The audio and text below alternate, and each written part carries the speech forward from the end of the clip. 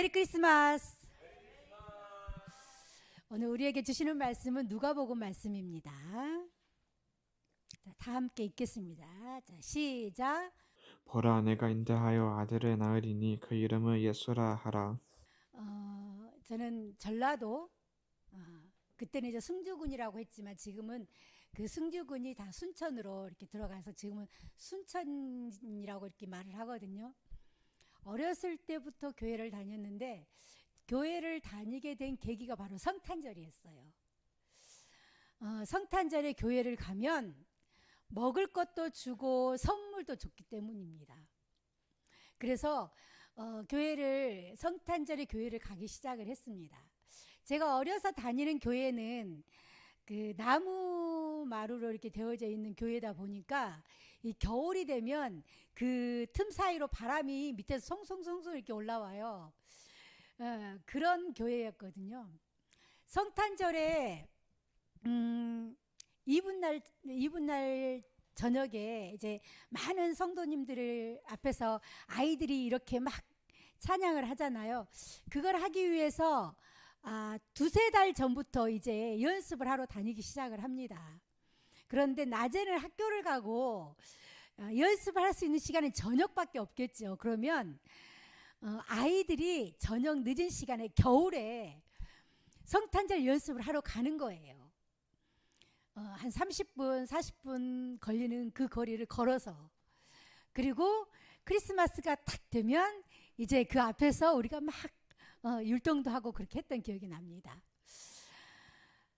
믿음 생활 하지 않았던 부모님들도 그날만큼은 다 교회로 오셨어요. 왜냐하면 내 자녀가 앞에서 예쁘게 율동을 하는 걸 보기 위해서 그날만큼은 부모님들이 다 오셨습니다. 근데 부모님들이 교회에 오실 때에 그래도 교회를 가니까 내가 좋은 옷을 입고 가야겠다라는 마음이 있어서 그러는지 모르겠지만 한복을 입고 오셨어요. 그 당시에는 제일 좋은 옷이 한복이었어요. 특별한 날 입는 것이 한복이었습니다. 그래서 한복을 곱게 입고 오십니다. 근데 지금은 한복이 얼마나 예뻐요. 근데 그때 한복은 분홍색, 노란색 막 다 그런 한복이었거든요. 그런 한복을 입고 교회로 오십니다. 우리에게 있어 그 당시에 뭐 예수님 솔직히 어린아이에게 큰 믿음은 없었어요.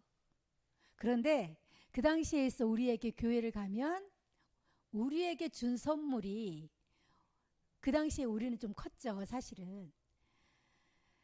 그 선물이 너무 귀했습니다. 그런데 생각을 해보면 그 모든 것들이 그 당시에는 내가 믿음이 없다, 지금 생각하면 믿음이 없었다라고 이야기를 하지만 그런 시간들이 지나서 오늘의 저를 만들지 않았겠습니까? 예수님께서는 늘 우리에게 선물을 준비하고 계시죠. 많은 것들을 선물을 준비하고 계십니다.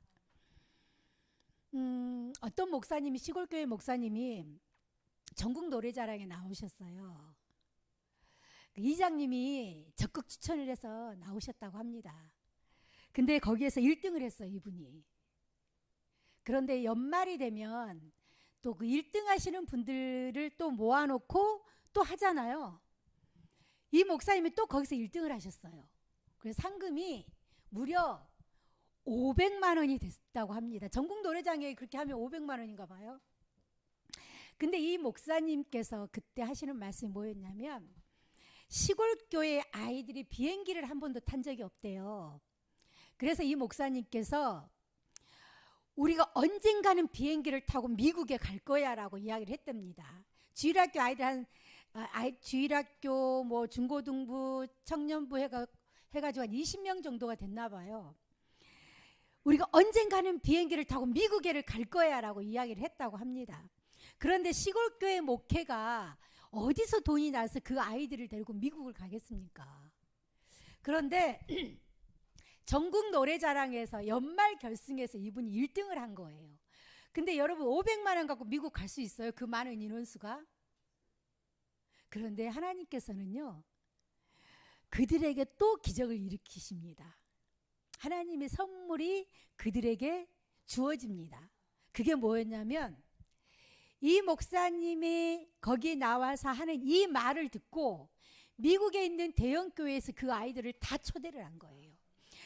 그래서 성탄절 때 이 아이들이 정말로 자기들은 도저히 이룰 수 없다. 이거는 우리가 상상도 할 수 없다. 우리가 무슨 돈이 있어서 미국을 가겠느냐 라고 했던 그 기적 같은 일들이 성탄절 때 이루어졌다라고 그 목사님이 말씀을 하셨어요. 아마 그 아이들은 그런 일들을 통해서 하나님이 어떻게 역사를 하시는지, 본인들이 꿈을 갖고 비전을 갖고 그 비전을 잊지 않고 붙잡고 살아갈 때에 하나님께서는 반드시 그걸 이루어 주신다라는 것을 아마 현실적으로 나타나는 그 일들을 통해서 그 아이들은 알게 되었을 것이라고 저는 생각을 합니다. 성탄절이 되면 지금은 많이 없어졌잖아요. 지금은 많이 없어졌는데 새벽송이라는 걸 돌았어요. 새벽송. 새벽에 각 가정마다 다니면서 이렇게 캐롤송을 부르면서 예수님의 탄생을 전하는 그런 일들을 했었죠. 그때는 믿지 않는 어르신들도 선물을 준비해 주셨어요. 그래서 새벽송 이렇게 도는 아이들에게 과자 같은 거를 이렇게 준비를 해놓고 주기도 하고, 또 기억나는 거는 성탄절 때 선물 교환했던 게 저는 기억이 정말 많이 납니다. 학생 시절 때에 이런 작은 것들이 모여져서 오늘의 저를 만든 것입니다. 근데 이렇게 하기 위해서는 우리가 어디에서 많이 있었을까요? 이런 것들을 준비하고 이런 것들을 하기 위해서는 교회에 있는 시간이 더 많았다라는 거예요. 세상에 있는 시간보다 교회에 나와서 막 연습하고 막 밤늦게 연습하고 막 집에 들어가고 늦게 왔다고 엄마한테 야단 맞는 한이 있어도 교회에 있는 시간이 더 많았다라는 것을 알 수가 있겠죠. 저는 지금도 가끔씩 그래서 제 어렸을 때 성탄절을 제가 기억을 해요. 아, 참 그때 즐거웠다. 지금은 여러분들 거리에 나가면 캐롤이 별로 울려 퍼지지 않죠. 그게 저작권의 문제 때문에 그렇다는 말도 있더라고요. 저작권의 문제 때문에. 안타까워요, 사실은. 마음이.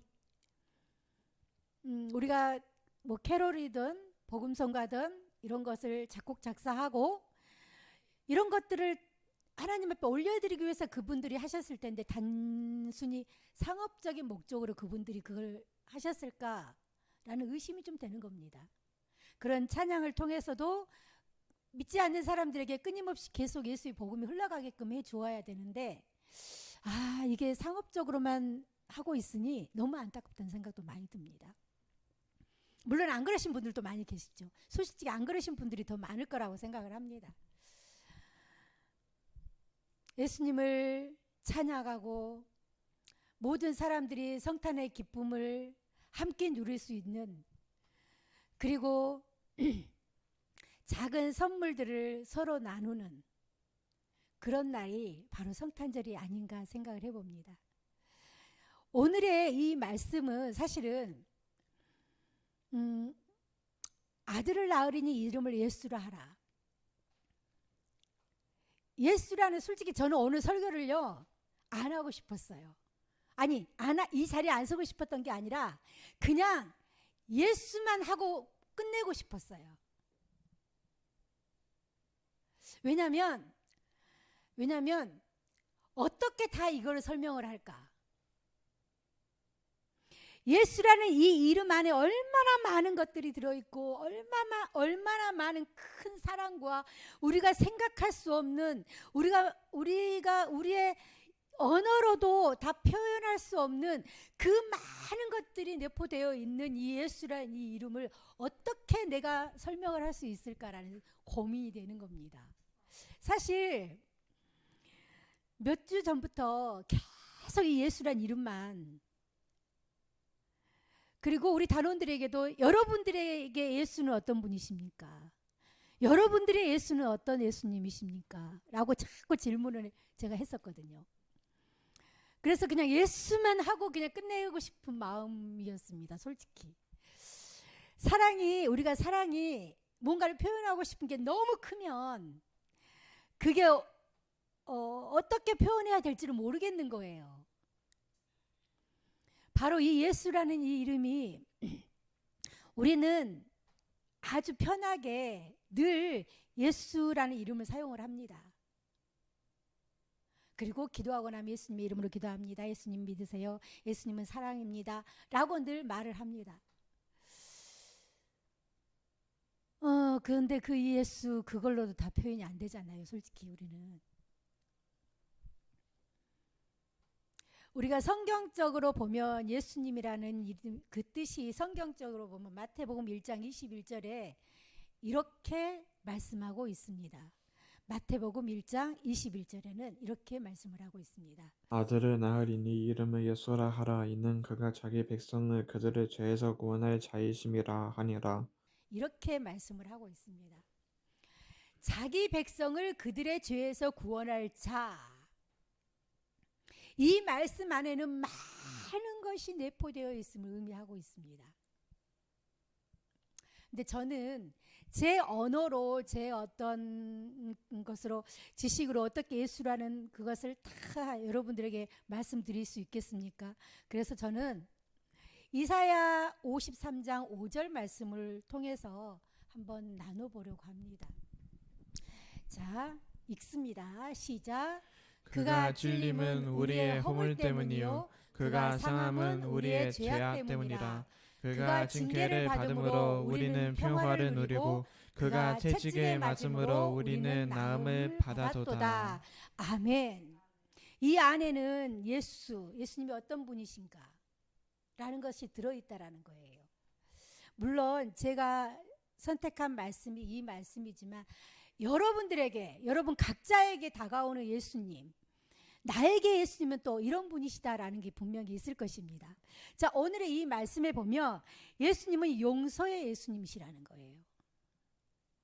용서의 예수님. 자, 구약의 말씀을 보면 우리가 이스라엘 백성들이 애굽에서 이제 해방이 되는 사건을 우리가 볼 수 있죠. 자, 그런데 이 애굽에서 노예 생활을 한 이스라엘 백성들이 해방이 되었습니다. 노예 생활에서 풀려났다라는 것을 의미하고 있죠. 그런데 이 노예라는 것은요, 나만 노예 생활을 하고 끝인가요? 아니죠. 내 자손까지 내 후손이 대대로 노예 생활을 하는 것을 의미하는 것입니다.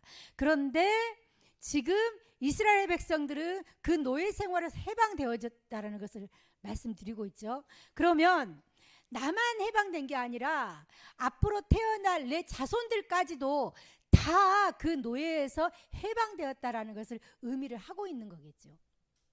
그럼에도 불구하고 이스라엘 백성들은 광야 40년 동안에 어때요? 나만 해방시킨 것이 아니라 나의 자손들까지 다 그 노예 생활에서 해방시켜준 그 은혜를 망각을 해버리고 계속 불평불만이 끊이지 않습니다. 그럼에도 불구하고 하나님께서는 또다시 그들을 용서하고 또다시 그들을 용서하고 있다는 사실이에요. 그렇다면 우리는 어떻습니까? 우리는 우리의 인생을 광야 40년 그 광야길로 비유를 합니다. 죄 가운데서 매어있던 우리의 영혼들을 구원하시고 이제 하나님 나라에 가기까지 우리는 이 땅에서 광야의 길을 가고 있는 것입니다. 자, 그렇다면 나를 죄에서 구원해 주신 것만으로도 이제는 거기에 감사하며 살아야 되는 우리 또한 이스라엘 백성들처럼 또 망각하고 우리는 계속적으로 또 불평, 불만 이렇게 살아가고 있죠. 그런데도 하나님께서는 또 우리가 용서를 구할 때에 또 우리를 용서해 주십니다. 하나님은 그 예수라는 이름은 용서가 들어있다는 거, 예수님 이름 안에는. 에베소서 2장 1절은 이렇게 말씀을 하고 있습니다. 자, 읽습니다. 시작. 그는 허물과 죄로 죽었던 너희를 살리시도다. 자, 여기에서 허물과 죄악이라는 단어는 구약의 용어입니다. 이 두 단어는 죄의 사상에 대한 구약의 양방면을 말하고 있습니다. 허물은 무엇을 말하냐면 우리의 행위를 가리키는 것이고, 죄악은 무엇을 말하냐면 하나님 앞에서 우리의 상태를 가리키는 거예요. 즉 우리는 행위로 허물을 범했고 또 하나님 앞에서 죄악을 범했다라는 말을 하고 있습니다. 허물이 심각한 것은 허물로 인하여서 이 허물이 죄를 낳기 때문이라는 거예요. 그래서 우리의 허물과 죄악의 문제가 그리스도의 구속의 일로 인해 이미 이 모든 것을 해결했다는 사실을 우리는 믿어야 한다는 것입니다. 그가 찔림은 우리의 허물로 인함이요 그가 상함은 우리의 죄악으로 인함이라라고 성경에서는 말씀하고 계시는 거예요. 우리가 하나님 앞에서 죄를 지었다라고 했을 때에, 내가 하나님 앞에서 죄를 지었다, 그거는 내 행위에서 이미 허물이 나타났다라는 것을 말을 하고 있는 것입니다. 그래서 우리는 행위에서도 정결하게 해야 될 필요가 있다라는 거예요. 믿음은 끊임없이 싸움이에요. 내 자신과도 끊임없이 싸움이에요. 나의 게으름과도 끊임없이 싸움이죠. 누구를 미워하는 그 미워하는 마음에서도 끊임없는 싸움이에요. 시기, 질투, 끊임없는 싸움이죠. 그러나 이 싸움을 내 힘으로는 이길 수가 없어요. 차라리 눈에 보이면 치고받고 싸우는데 눈에 보이지 않는 이 모든 것들을 우리가 어떻게 내 힘으로 이길 수가 있겠습니까? 그래서 우리는 예수의 이름을 의지하여서 눈에 보이지 않는 악한 영들과 끊임없이 우리는 싸우고 있는 것입니다. 또 두 번째로는 평화의 예수님이시죠. 평화의 예수님. 레위기 26장 6절에는 이렇게 말씀을 하고 있습니다. 읽습니다. 시작. 내가 그 땅에 평화를 줄 것인즉 너희가 누울 때 너희를 두렵게 할 자가 없을 것이며 내가 사나운 짐승을 그 땅에서 제할 것이요 칼이 너희의 땅에 도로 행하지 아니할 것이며. 이 말씀은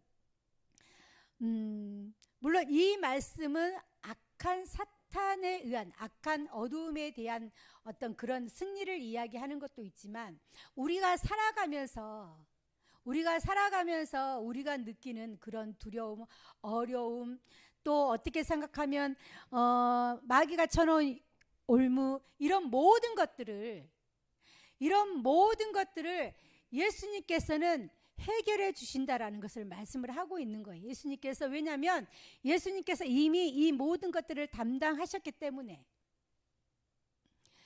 그러므로 말미암아 우리가 예수님을 영접을 했을 때에 그런 우리 앞에 놓인 그런 모든 어려움, 어떤 그런 어떤 사탄의 어떤 그런 우리를 넘어뜨리려고 하는 그런 모든 것들이 우리 앞에서 칼에 엎드려진다라는 것을 말을 하는 거예요. 이 말은 즉 우리가 승리한다라는 것을 의미하는 것입니다. 그러므로 우리는 이 땅에서 주님께서 주시는 평화를 누리기만 하면 된다라는 것을 의미하는 것입니다. 우리가 살아가면서 우리 앞에 어려운 일이 얼마나 많습니까?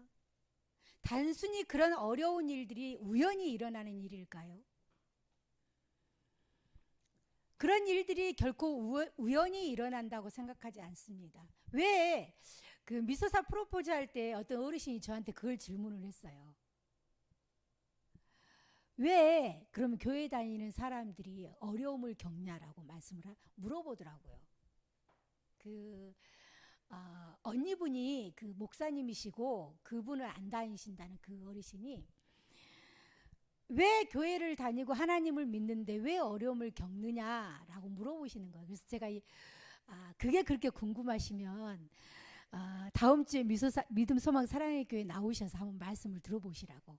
그러면 해결될 거라고 그랬는데 안 나오셨어요. 우리 믿음의 사람들에게도 분명히 어려움은 있습니다.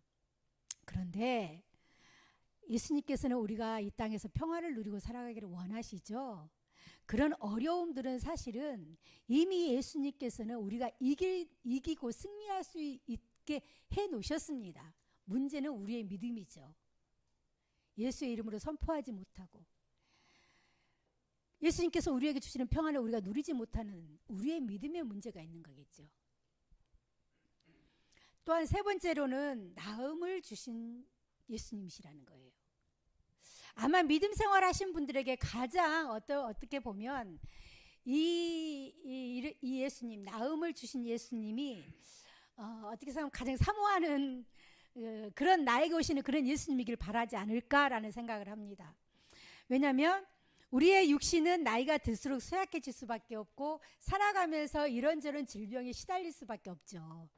저도 한때는 그것을 예수님 앞에 구할 때가 있었습니다. 나에게 신유의 은사를 좀 주십시오. 주변에서 이런저런 아프다는 말을 들으면 마음이 너무 안타까운 거예요. 그래서 한동안 저도 무릎을 꿇고 하나님 나에게 신유의 은사를 좀 주십시오. 나에게 신유의 은사를 좀 주십시오 라고 기도를 합니다. 그리고 맨 마지막에 하는 기도가 이런 기도예요.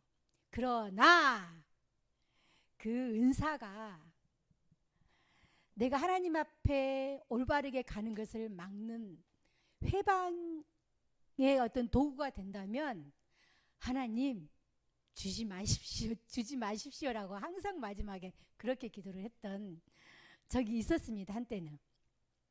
그런데 예수님께서는요 분명히 우리에게 나음을 입는 그런 은혜를 주셨다라는 거예요. 그가 채찍에 맞음으로 우리는 나음을 받았도다라고 분명히 말씀을 했거든요. 자, 그럼 예수님의 행적을 한번 우리가 살펴봅시다. 예수님의 행적을 살펴볼 때에 예수님께서 이 땅에 오셨을 때 얼마나 많은 병자들을 고치셨습니까?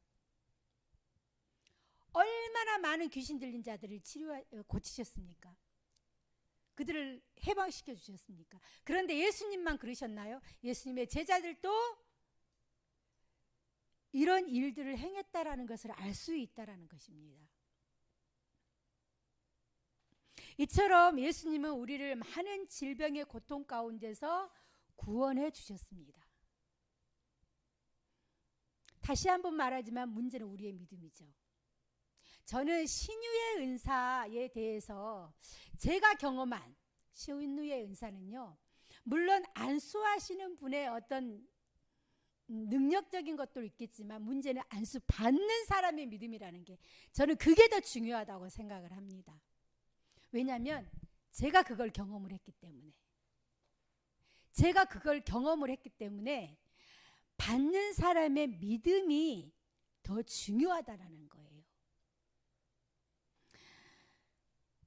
예수님께서는 우리가 질병 가운데서 고통당하는 것을 결코 원하시는 분이 아니십니다.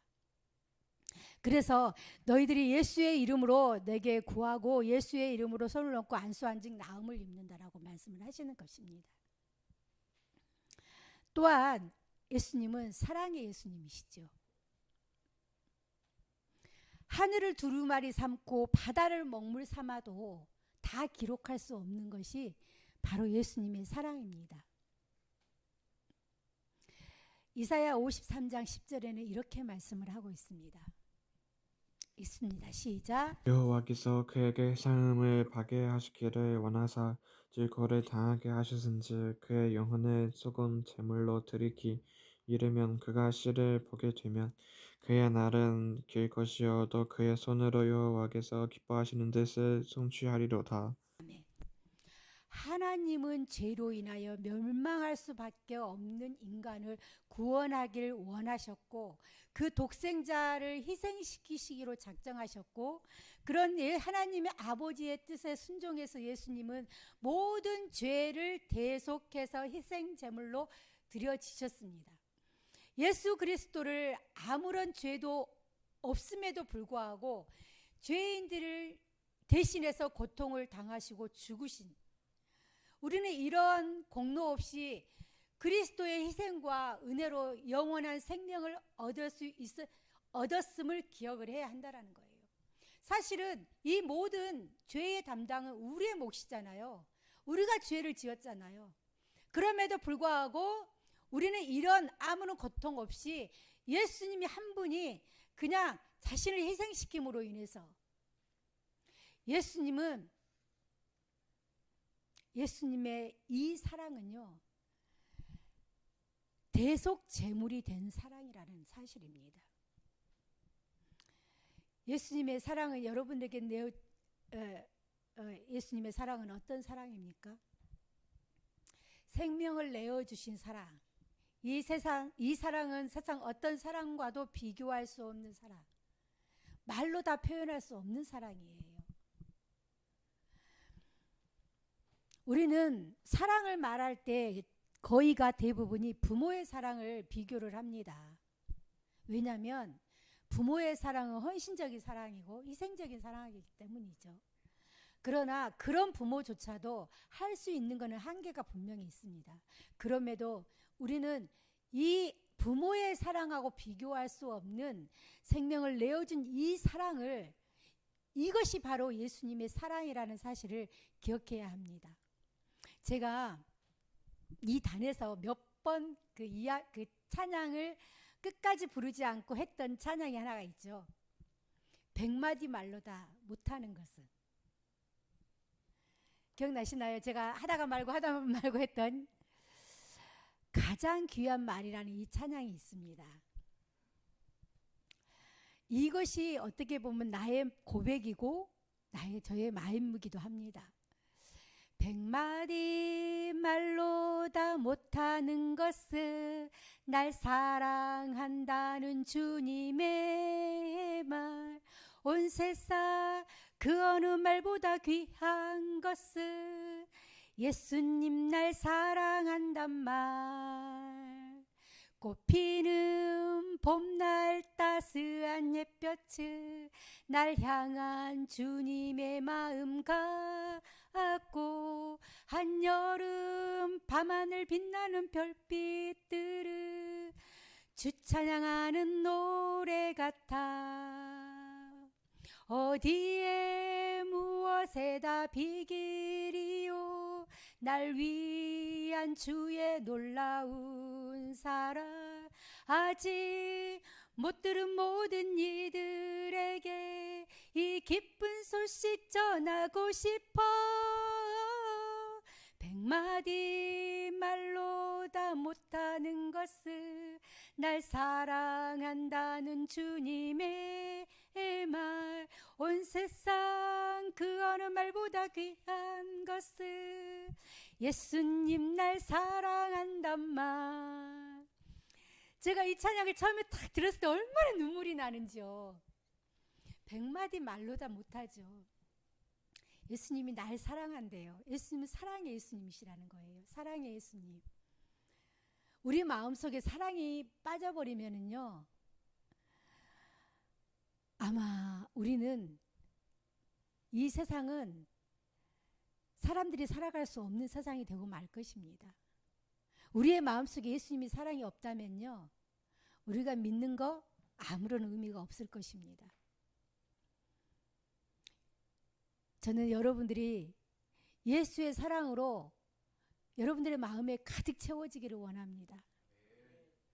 그리고 예수의 사랑을 자꾸 입으로 시인하시기를 예수님의 이름으로 축원합니다. 또한 예수님은요, 영원한 생명을 주신 예수님이시죠. 우리에게 영원한 생명을 주신 예수님이십니다. 오늘 이사야 53장 5절에 오늘 조금 전에 우리가 읽었던 그 말씀을 다시 한번 읽어보도록 하겠습니다. 읽습니다. 시작. 그가 찔림은 우리의 허물 때문이요, 그가 상함은 우리의 죄악 때문이라. 그가 징계를 받음으로 우리는 평화를 누리고 그가 채찍에 맞음으로 우리는 나음을 받아도다. 우리들은 허물과 죄로 죽을 수밖에 없는 사람들입니다. 여기에서 죄는 영원히 헤어나올 수 없는, 여기에서 죽는다라는 것은 영원히 헤어나올 수 없는 지옥으로 갈 수밖에 없다라는 것을 말을 하는 거죠. 우리가 육신적인 죽음도 말을 하지만 우리의 영원한 영적인 죽음도 의미를 하는 것입니다. 지옥이라는 곳이 얼마나 고통스러우면, 지옥이라는 곳이 얼마나 고통스러우면 성경에서는 이렇게 말을 하고 있어요. 내 오른손이 너를 실족하게 하면, 내 눈이 너를 범죄하게 하면 찍어내버리고 한쪽 눈을 빼버리라라고까지 말씀을 하실까. 사람들은 농담 삼아 이렇게 말을 합니다. 아우, 지옥에 가면은, 지옥에 가서 아주 뜨끈뜨끈한 데 가서 몸 좀 지지면은, 이거는요, 농담이라도 이런 말을 해서는 절대 안 되는 말이에요. 왜냐하면 지옥이라는 곳은 이루 말할 수 없는 고통을 날마다 처음 겪는 것처럼 겪는다고 말씀을 하세요. 그러니까 우리가 익숙해지는 것이 아니라, 그 고통이 익숙해지는 것이 아니라 처음 겪는 것처럼 겪는데요. 끊임없이. 그래서 성경에서는 그렇게 말을 하고 있는 것입니다. 차라리 내 오른손이 너를 실족하게 하면, 내 눈이 너를 범죄하게 하면, 그거를 찍어내는 한이 있어도, 그 눈을 빼버리는 한이 있어도 절대 너희들이 실족되어서는 안 된다. 절대 너희들은 지옥에 가서는 안 된다는 걸 말을 하는 겁니다. 그런데 예수님은 우리들이 지옥으로 가는 것을 볼 수 없기에 당신의 생명을 우리에게 내어주시고 우리를 구원해 주시는 사건입니다. 말씀을 맺겠습니다. 여러분들에게 예수님은 어떤 예수님이십니까? 예수라는 이 이름은요, 우리가 상상할 수 없을 만큼 큰 은혜입니다. 우리가 너무나 가볍게, 또는 많은 사람들에게 예수 믿으세요, 예수 믿으세요 하니, 그 예수라는 이름을 우리가 너무 가볍게, 듣는 사람들도 그렇고 가볍게 들을지는 모르지만, 그 안에는요, 이루 말할 수 없는 큰 은혜가 들어있다는 사실을 여러분 아시기 바랍니다. 영원한 생명으로 인도하시는 구원뿐만이 아니라 이 땅에서도 우리가 누릴 수 있는 은혜까지 그 안에는 다 내포되어 있다는 사실이에요. 그러니 이 성탄절, 이 크리스마스가 정말 이 땅에 얼마나 큰 은혜인지 우리는 다시 한번 생각해 봐야 합니다. 얼마나 큰 사건인지를 다시 한번 생각해 봐야 합니다. 성탄절이라고 세상 사람들은 빨간 날이라고 여행도 가고 놀러도 가고 밤새 술도 마시고. 니코레트. 제가 농담 삼아 예전에 이런 말을 했어요. 애들한테. 왜 예수님 생일에 생일 주인공한테 와서 생일 축하합니다 해야지, 왜 예수님 생일에 주인공에 빠진 너희들끼리 잔치를 하느냐라고 믿지 않는 사람들에게 이야기를 한 적이 있습니다. 예수님의 이 성탄절, 우리에게 주신 하나님의 이 크신 은혜, 그 크신 사랑, 생명을 내어주기까지 우리를 사랑하신 그 크신 사랑, 다시 한번 성탄절의 의미를 되새기고 예수님의 그 크신 은혜를 다시 한번 되새기는 그런 크리스마스가 되었으면 좋겠습니다. 기도하겠습니다. 찬양 한번 하시겠습니다.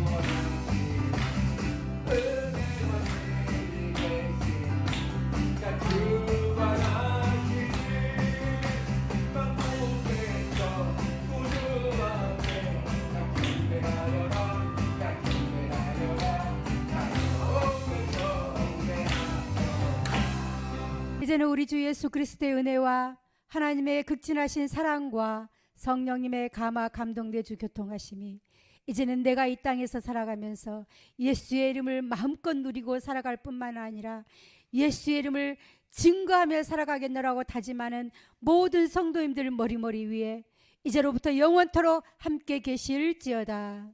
아멘.